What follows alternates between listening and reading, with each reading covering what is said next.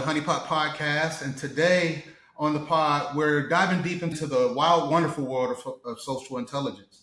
And who better to guide us through this than Frank Gregory, the newly appointed manager of social intelligence at Nestlé USA. He's leading the charge on next-gen social listening across 30-plus brands and transforming raw data into strategic gold for everyone from R&D to comms.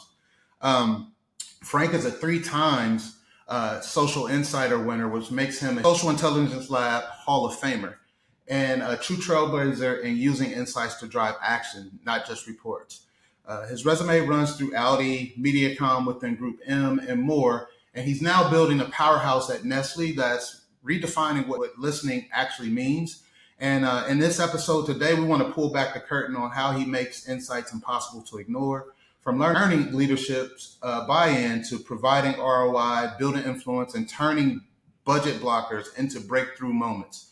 Frank, welcome to the pod. Thank you for joining me today. How are you doing? Thanks very much, Khalil. Great to see you again, and thanks for having me on the pod. I appreciate it. Yeah, man. I see your books in the background. Those look good. Hopefully, I can get one of those one day. Congratulations on your Hall of Fame nomination. Appreciate it. Yeah, I have the 2. You'll see there's a little space there that I'm waiting for Jillian to send the 3rd one. So, yeah, there's nice. If Jillian's listening, when's that one coming? I know, right? That's awesome, man. And just thank you for being a friend and a leader in the space. I've learned a lot by becoming friends with you.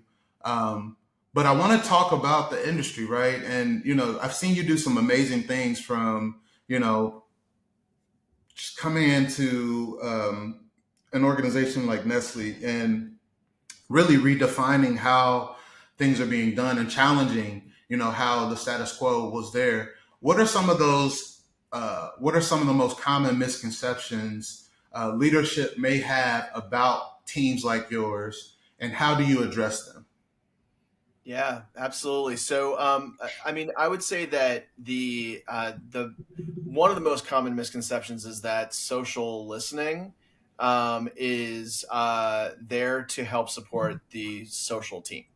From the very beginning of social listening and the majority of the roles that I was in at the beginning, I sat within a social strategy team or social community team, whatever it might be. And my job was to provide these insights from social listening to help with content, right? With to help understand what was resonating well, what was working well with our owned content, etc.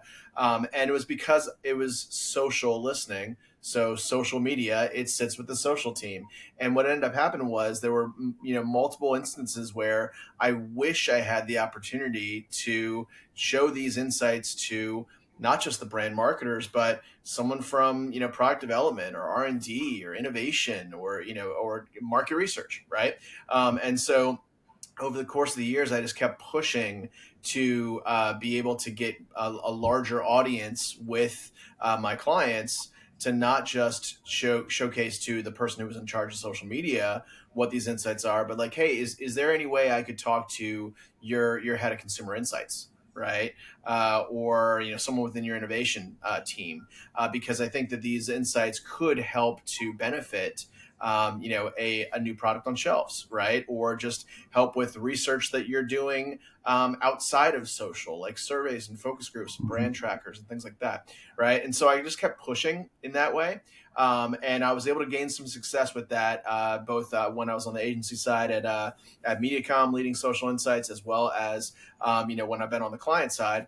And ultimately what that created was, this opportunity with Nestlé, where what made me just jump at the opportunity was that the social intelligence lead role that I read that job description for, it wasn't sitting within the social community team or social strategy team. It was sitting within CMI, consumer and marketplace insights, right? And so I knew from day one that I was going to be joining an organization that I was sitting hand in hand with the market researchers who had decades of experience running surveys and focus groups and product tests and all this great stuff, to learn as much as possible about our consumers for our brands. And I was bringing a complementary new methodology in social listening and making sure that they had the ability to understand what was going on in social to complement their research, right?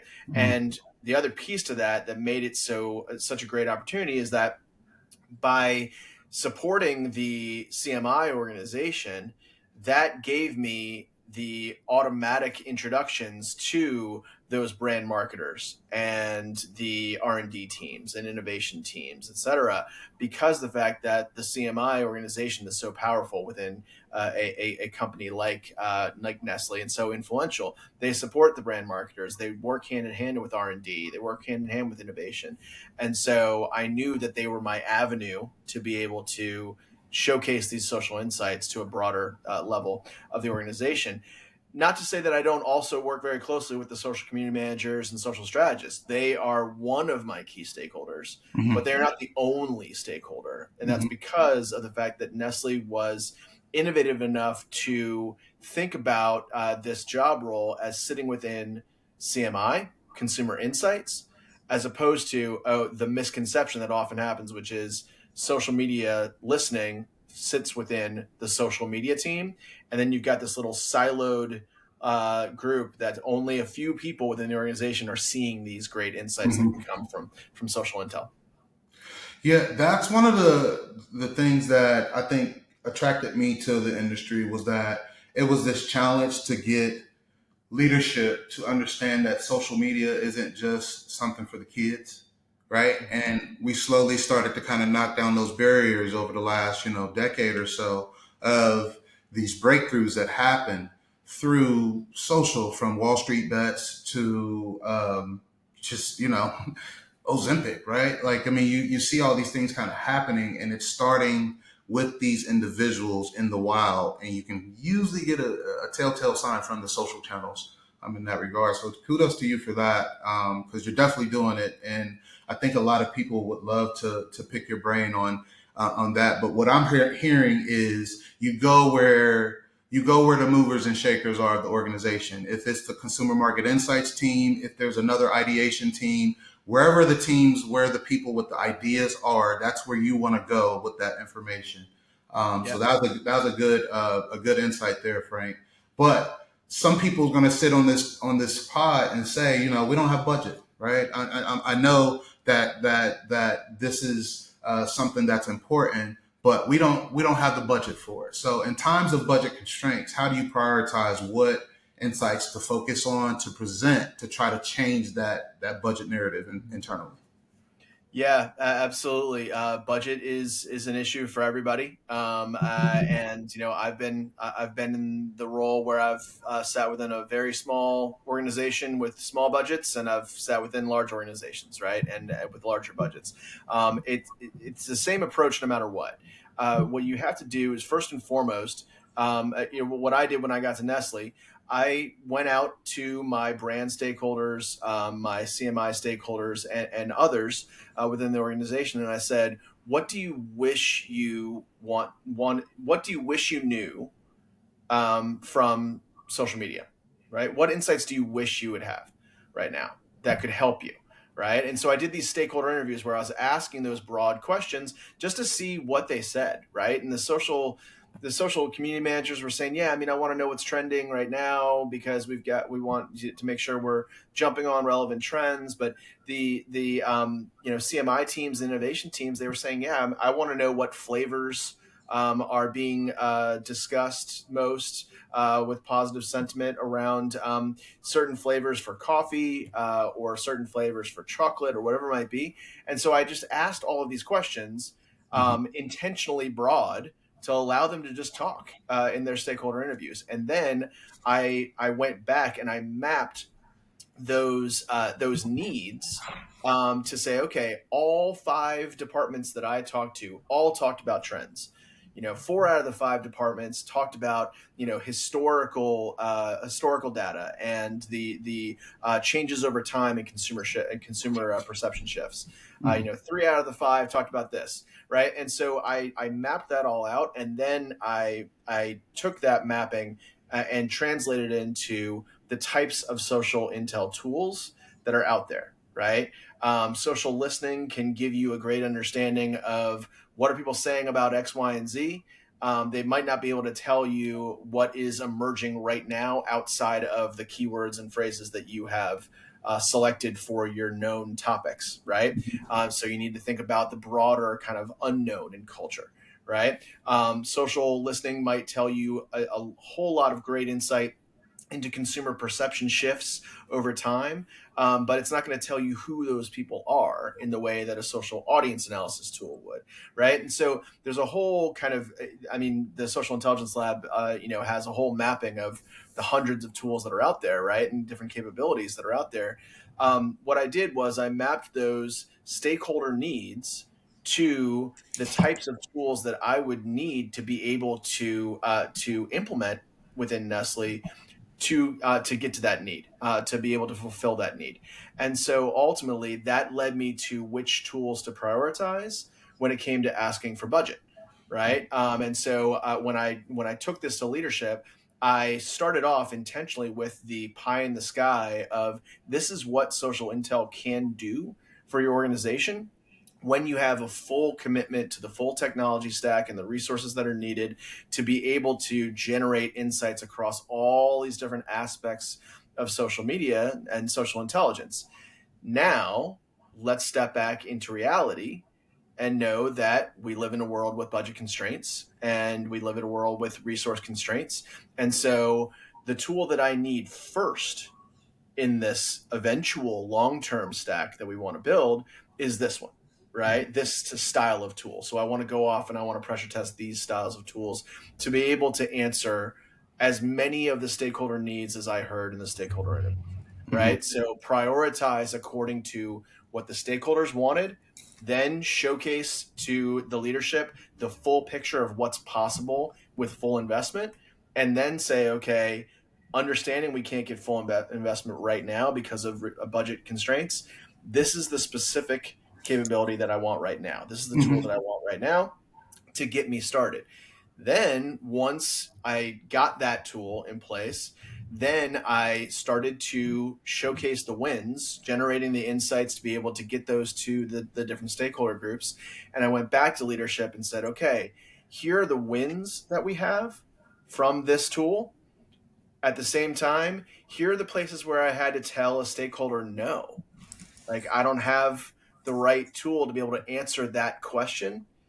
And so, it is what it is. We kind of are stuck at this point. And once the leadership started to see, okay, he's got 50% of what he needs, but he still has having to say no to the stakeholders that ultimately that leadership team needs to report to as well, right?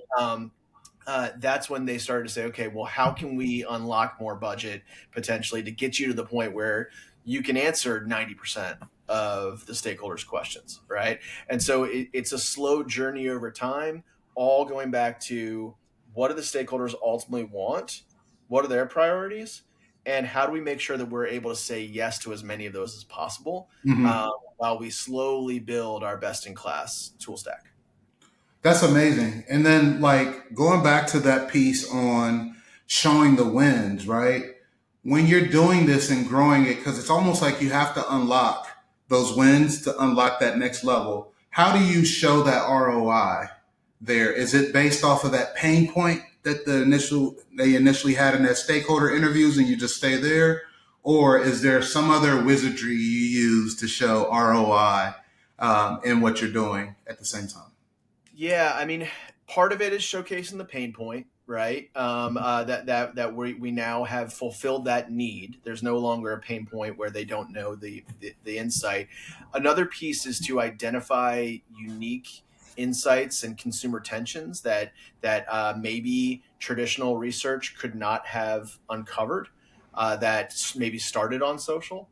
Right. And by showing we were the first ones to be able to find this specific insight because it started on social. That's a great way to say, OK, this is why it's important for us to be able to have these tools and these technologies. But not just leaving it there as we generated this many reports and we had this many insights. There needs to be a so what. There needs to be an action that's taken from it. And so ultimately, in my world with with CPG, it's about, okay, well, what was the action that was taken from that insight? And ultimately, is there a product on shelves that now is being developed or is on shelves already generating revenue for the organization that came from the insight, right? Mhm. And so, I mean, Khalil, you know well the case study of how we were able to identify the GLP-1 emergence on social media, that trend, based on what we were able to see from our social intel tools, using Nichefire, using Talkwalker, using all of our tools, right, to be able to really make sure we're not just listening for the known, but we also we're set up well to be able to listen for the unknown, right, and Mhm. see those emerging trends. And so because we saw it, we were able to flag that this was emerging on social media Mhm. way before it was on the radar of the broader organization. And because of that, then that created the conversations internally to say, okay, this could become a big opportunity or risk, Mhm. right, to our organization, and so we need to act, right. And so that ultimately led to, I can't take full credit for it because there were a lot of different research that was created, and generated after what we found, the original insight of the GLP-1 trend emerging. But we helped to continue to inform the strategy as it built and built and built towards a new product on shelves, which is Vital Pursuit, Mhm. which is a new frozen food brand for Nestle that is generating revenue, right? Mhm. And so ultimately, that brand is dedicated to the GLP-1 user, and so therefore, it hits specifically on that emerging trend and that consumer attention. So ultimately, we're able to say this nugget of insight we found, fast forward a year later, is product on shelves and generating revenue for the organization. If you have the ability to tie that thread all the way through to revenue, Mhm. that's gold, Yeah. right? If you don't have the ability to tie it all the way to revenue, at least tie it to action, right? Even if it ends up just being that there were leadership discussions and more research done based on the thing that I found, that's enough right there to say Mhm. what we're finding is really important to the organization. But if you Mhm. can tie it to revenue, then Yeah. that even if it's a 1 or 2 year later, end to the story, Right. tying it to revenue is the ultimate way to say, this is why we need this technology. I love that part, Frank, because again, like getting to that point where we're informing a product or you're informing a campaign is maybe a pie in the sky for someone just starting off. But you said something really important is tie it into action. How many, ideation sessions can you prove from that? How many, people are looking for ideas. Like if you can create 5 new ideas a month from the workflow that you come up with, you become valuable, and that shows up in those meetings from leadership, right? So just kind of listen to what Frank was saying. Is really you start with the stakeholder interviews, you find that pain, you analyze that, you map the needs back to those pains, then you start there and prioritize that piece, and then it's always social. Build up social, showcase the win, build up social. Before you know it, you may have an opportunity to produce a product or get something on the shelves where you can have a tie-in right back to ROI. So this is why I like talking to you, Frank, because you make it such a clear path. Like, hey, do this first, do this next. But when you're working in that capacity, right? Like, share any aha moments or tactics that helped you um, explain the leadership or help them realize the importance of those insights that you were bringing to them. Because sometimes you might see something and they're like, I don't know what to do with this. Or I don't like, what does this even mean? Right. So like, what are some of those aha moments or tactics that you have to kind of make it more apparent what the insight could be used for? Yeah, yeah, it's a great question. I would say that, a lot of organizations. I'm sure Nestle's not the only ones here. A lot of organizations get very much bogged down in the spreadsheets and the hard numbers, the sales data, and the traditional research data, which just basically is going to be very quantitative without necessarily the consumer voice in it. And part of what the CMI team is always trying to do is bring the consumer voice, right? And so even within the CMI team, oftentimes they'll get so bogged down in a 30-slide deck of charts and graphs and bubble charts, et cetera, that all showcase the research insights that they found. But there's a lot of value and there's a lot of impact in just showing a actual consumer's post, whether that is a screenshot of a tweet, or ideally it's a video, right? It's a TikTok, it's an Instagram reel, it's a YouTube video, whatever it might be. But showing the leadership, the consumer out in the wild with your product or your brand, and seeing that they are interacting in a way that either is what we wanted or what we didn't want, right? And expressing either positive or negative sentiment, it brings the consumer to life in a way that 30 slides of charts and graphs can't. Right. And so the tactic that we've done to be able to really make sure that the leadership knows they need to pay attention and act upon what insights we're bringing is we start off as many of our presentations as possible. We start them off with video posts, social posts that we find through the tools to be able to say, okay, we're going to start off by showing the consumer out in the wild. And, here's what they said, right? Then after that, we dive into the word clouds and the cluster analysis and all that kind of stuff to get into the deeper dive. But even when it's not a social intel analysis, if it's a consumer insights analysis from a survey or a focus group or whatever it might be, we'll still go within our social intel tools, find those videos from the consumer and say, hey, what if you start off your presentation with this? Right? To showcase the consumer right up front. It makes people start to listen and pay attention. And ultimately, it hits home in a way that those charts and graphs might not, and they might walk away from that analysis with just the charts and graphs saying, okay, good to know, keep tracking it. Versus if you can see that, Susie in Wisconsin is not happy with our product, and here is her video that has 4 million views talking about our product, or they're using our competitor, whatever it might be. All of a sudden, you've got the leadership talking about Susie from Wisconsin, right? And it makes it real, right? And so that's one of the tactics that we use is just to kind of like make sure that you can't ignore when you see a consumer right in your face on the big screen of a conference room, telling you about how they feel about your product or your service or your brand. So that aha moment will start with the consumer in the wild. Show the consumer in the wild, behaving or misbehaving, and that's how you can get their attention, right? But when you think about that proactive individual at a smaller organization, how do you craft narratives around the insights that will grab the leadership's attention and keep them engaged, right? Because I think a lot of the times that might be what's holding some people back is that they've had ideas, brought them to leadership and get shut down. What type of insights are leaders looking for?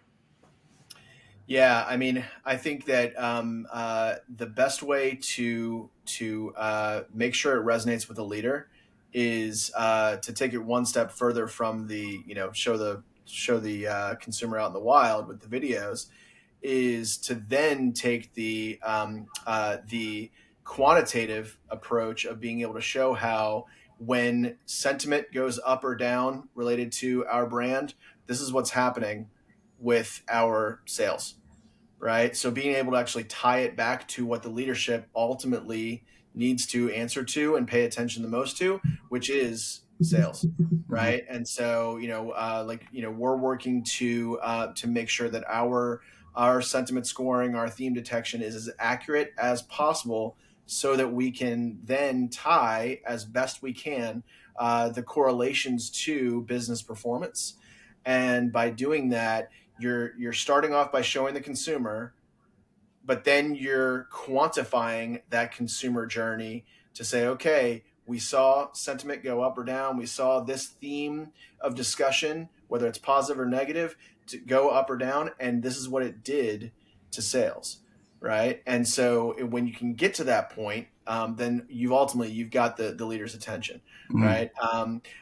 Even if you can't necessarily get to sales, being able to get to a business performance metric, right? If you're retail, maybe it is that you're seeing more and more people on social go to a competitor, right? And if you can tie that to a story around how foot traffic is going down, or e-commerce search is going down for us and going up for that competitor, then you've tied social to another key business performance metric that ultimately impacts sales, right? And so, if you're struggling with having your insights, your idea from social not getting all the way through to fruition, take a step back and think about how you can tie that social insight to something else within the organization, even if it's not all the way to revenue, but something within the organization that's a business performance metric that can be impacted positively by your idea, right? So it's not just that you're saying, yeah, if we did this idea, we can get a whole bunch of likes and comments and shares. Because at the end of the day, the business leader might say, okay, that's great, but what does that do for the bottom line, right? Versus if you can say, this trend, this idea, this social campaign will ultimately generate this much more traffic on our website, or more, drive people more to e-commerce, or whatever it might be, drive more people into our stores, or whatever it might be. That ultimately ties the story back to a business performance metric that they need to pay attention to. Man, it again, we kind of been talking about, getting leadership buy-in, budgets, and you briefly talked about how you start by doing those stakeholder interviews. But when you're trying to build credibility across different teams that might be outside of that process, how do you find out and build that influence within these cross teams leaders? Yeah, I mean, I started off by like I said, the stakeholder interviews with the known departments that I knew I was going to be working with, right? Brand marketing, innovation, R&D, CMI, social community, etc. But then ultimately, part of it is just seeing who else, like when you are presenting a piece of analysis, or a tool for self-service reporting, etc., self-service use. When you're presenting that to your key stakeholders, proactively ask them, "Hey, who else that you work with may benefit from this?" Right? Because I'm trying to democratize this across an entire organization. So, is there anybody else that you think would be valuable to have in this meeting? Right? Asking that up front, so that it's not just that you're preparing to talk to this particular team, but ultimately you may be talking to a much broader group if you proactively ask that question. So, like what I'll do sometimes when I'm presenting to, a good example within CMI, one of the teams within CMI is Shopper Insights. So Shopper Insights is their entire focus is around not just the consumer, but specifically the shopper that is in the stores. So what does a Walmart shopper need? What does a Target shopper need? What does a Kroger shopper need? Right. And how are they perceiving our brands when it's actually, when the moment, is there, and they either are going to pick us or pick a competitor on shelves. Right. And so I was presenting to the Shopper Insights team, and I intentionally set up a quick 20 minutes with the head of Shopper Insights to give a quick preview of what I was going to be presenting to the full team. And then I said, by the way, um, obviously your team's going to be able to benefit from this and you're going to have access to it.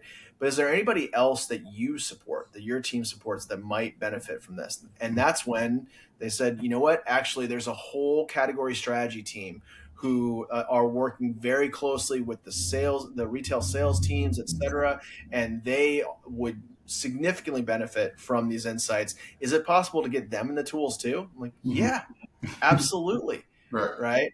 And so just by asking that simple question of the leader of the team that needs these insights, that might unlock multiple other parts of the organization that you didn't realize could absolutely benefit from your insights. And all of a sudden now you've got another 50 people that are saying, yeah, like, can you tell me more about the social intel thing? And can I get into those tools? And can I get onto your distribution list for your reports, et cetera? And so that's a quick way to do it, is just to be proactive in asking the stakeholders, who else within the organization. And ask for that connection to that stakeholder through a stakeholder. That way it's two people, kind of advocating for you. We started off really talking about speaking to those individuals that want to advance their careers, want to take things to the next level, want to do cool things with the social media data. Let's end this off with some advice, Frank. I want, there's someone out there that's going to go pitch an idea. They're going to pitch their boss, and they don't have budget. They're going to do this for the first time after seeing this wonderful podcast, right? What's that advice for that individual that's going to take action and try to advance themselves within their organization tomorrow? What would you tell them to make sure they did before they take that leap of faith? Yeah. I mean, I think one of the pieces is think proactively about what types of topics you are doing analysis on. If you're thinking from the kind of potential blinders of what your organization is really focused on right now, like, when I got to Nestlé, it was our brands, right? Let's listen to what people are saying about our brands. I'm like, but what about this whole broader world, right? And all the cultural topics that we could be listening to. So think proactively about bringing net new insights to your organization, just simply by listening more broadly to other topics. That's one piece, because if you bring net new insights to a leader and you show how you got them through your social intel tools, that right there is going to give them it's going to force that leader to see, okay, well, could we potentially get more of these types of insights if we give more leeway, more influence, more budget, whatever it might be, to that social analyst, right? And so I would say, if you're bringing something to the table that is already kind of somewhat known within the organization, you're more likely to get a okay, that's cool, nice to have, thank you, right? If you're bringing something net new, right, that they might not be thinking about because they're not tracking they're not doing research on that topic, right? That's where social, just by writing a new query, right, or opening up a new strategic topic, whatever it might be, can get you to a whole new set of insights. And then you're seen as an insights generation engine that is just kind of constantly thinking about what else can we learn about our consumers. So that's what I would say is, even if you're limited on budget, And even if you have no budget and you're just thinking about this from the standpoint of manually searching TikTok, right? You can still think about, like, I've got a slide that has concentric circles on it, where it's like the innermost circle is our brands, and I call that reactive. The second circle is our competitors. I still call that reactive. The next circle is our categories. So what categories do we play in from a product standpoint? I call that proactive. And then ultimately, the final piece is what cultural topics are happening right now that matter to our consumer, and I call that predictive, right? Because you're thinking about what's emerging. So even if you have no budget and no tools, just like go through that exercise of thinking about what is relevant in, our categories and our culture that I can learn from just simply searching TikTok manually, Mm-hmm. that our leadership is not thinking of right now, because they're thinking about it from their focused, kind of business performance lens, Mm-hmm. and that can bring net new insights to your leadership, and then you're seen as that insights engine that can continue to bring new consumer insights to the org and drive action. It's like hidden oil though. For all our viewers, is like once you strike that oil, you better be there to capture it and keep up with it, because it becomes very sticky once leaders start to understand that they can look around the corners and use social in that regard. Frank, Well, and I guess to that point, if you bring that one insight from just a manual search because you didn't have any tools, and then be ready for them to say, well, how can we get more of that? And I'm like, well, I could keep manually searching and it maybe, come across some nuggets of insight from time to time, or you can give me a little budget for this tool, mm-hmm. and then boom, it becomes a bigger engine, right? So tying it back to how do you gain more budget, showcase what you can do with what you have, and then what you could be doing Mm-hmm. if you had a little bit more budget and technology behind you. Frank, I love it. You literally breaking it down, like I said, step by step for our viewers out there. And I would actually love to see if you have a copy of that visual of, start with brand and getting out the culture, so I can pop it up on the screen for our viewers when we edit. I'm also going to add your social intelligent tool stack slide, because I think that's a very good visualization for our individuals out there that are trying to move things forward. But Frank, man, it's always a pleasure, man. I learned so much just from talking to you, talking ideas. We're going to wrap up the show. I usually let my guests kind of do their last, thoughts or ideas or opportunity for a nice little thought leadership piece in that for the clip machine, right? But then also maybe promote any like webinars or anything, any initiatives you have coming up. You can, take the final seconds to do that, and I'll close out the show. But it's on you, man. I appreciate you for sure. Absolutely. Yeah. Thanks very much, Khalil. I really appreciate it. And, it's great to be on the podcast. And yeah, I mean, I would just say, that as a final thought, continue to push the envelope in terms of thinking about all the different emerging technology that's out there. The world of social intelligence tools 3 years ago is completely different now, because of the emergence of AI and all the different abilities that provides and efficiencies. So one of my most important jobs is just to constantly be thinking about what's next and what's new, and so I would suggest that to your viewers as well. A great way to do that. If I was to plug something, I would say Social Intelligence Labs Observe Summit. I believe it's going to be coming up in November. Yep.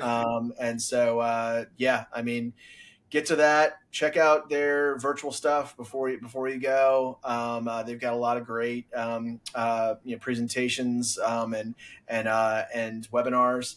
But I mean, that's the place to learn from everybody in the industry that's been doing this for a while. And so get yourself out there, and you'll come back with a lot of key takeaways, not just from tools, but also from best practices and networking and all that great stuff. So I would plug the SI Lab all day, every day. Frank, I can't thank you enough. I appreciate you being a guest. To my audience, like, subscribe, share. Our goal is to push this to the mainstream, right? The work that we can do with these tools and the insights that we can gain from social media can change the world, and stop, bad things from happening when it comes to the things that we can control, like bad content, bad products, things like that, right? It's just amazing to kind of have individuals like Frank join us, and I just appreciate you being on the show.